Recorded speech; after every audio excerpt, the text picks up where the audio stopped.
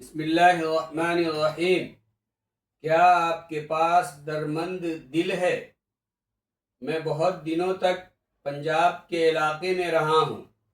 ابھی ایک مسجد میں اعلان ہوا کہ 1947 کے بعد مسلمانوں کی جو حالت ہوئی، اب بھی کچھ علاقے ایسے ہیں جہاں دو دو تین تین گھر ہیں اور اس علاقے میں کوئی مسجد نہیں ہے اور مسجد کی تعمیر کی جا رہی ہے۔ اس اعلان کو تو میں پہلے بھی سن چکا ہوں اور اب بھی سننے کا موقع ملتا ہے، لیکن ہم غور کریں کہ ایک امت جو 1947 میں اجڑی اور آج 2026 ہے، 78 سالوں میں بھی پورے طور پہ اپنے فرض عبادت کے لیے عبادت گاہ تعمیر نہیں کر سکی۔ غور کریں کہ کوئی قوم ایک مرتبہ تباہ و برباد ہو جاتی ہے تو اس کی آبادی میں کتنا وقت لگتا ہے، صدیاں گزر جاتی ہیں۔ اس کے باوجود بھی ہماری حالت یہ ہے کہ جب قوم کی آبادی کے لیے، قوم کی دیکھ ریکھ کے لیے، نونہالوں کو آگے بڑھانے کے لیے تعاون کی اپیل کی جاتی ہے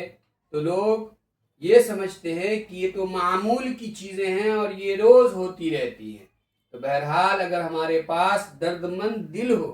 اور ہم چاہتے ہوں کہ ہم اس ملک میں ہیں، یہاں ہماری عبادت گاہیں رہیں، ہم رہیں، ہمارے بچے ایمان پہ قائم و دائم رہے، تو ہمیں چاہیے کہ روزانہ کی بنیاد پر قوم، ملک اور ملت کی ترقی کے لیے اپنے گھر کے ہر ایک فرد کی طرف سے 1 روپیہ ہی صحیح ضرور اپنی محنت کی کمائی سے نکالیں، تاکہ اگر ایک گھر میں 5 افراد ہوں تو روزانہ 5 روپے نکلیں گے اور مہینے میں 150 روپے ہوں گے اور سالانہ 1800 روپیہ ہوگا۔ اب ہر گھرانہ اگر قوم کی ترقی کے لیے اور غریب کی غربت کو دور کرنے کے لیے سالانہ کم سے کم 1800 روپے ان دینی اداروں کو اور دینی کام کرنے والوں کو دیں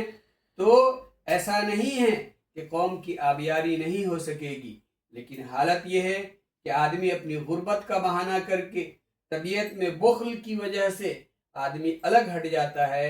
اور ایسے لوگوں کو اکیلا اور تنہا چھوڑ دیتا ہے۔ تو بہرحال میں اپنے محبین سے، متوسلین سے، متعارفین سے میں درخواست کروں گا کہ ہم آج سے معمول بنائیں کہ کم سے کم 1 روپیہ روزانہ کی بنیاد پر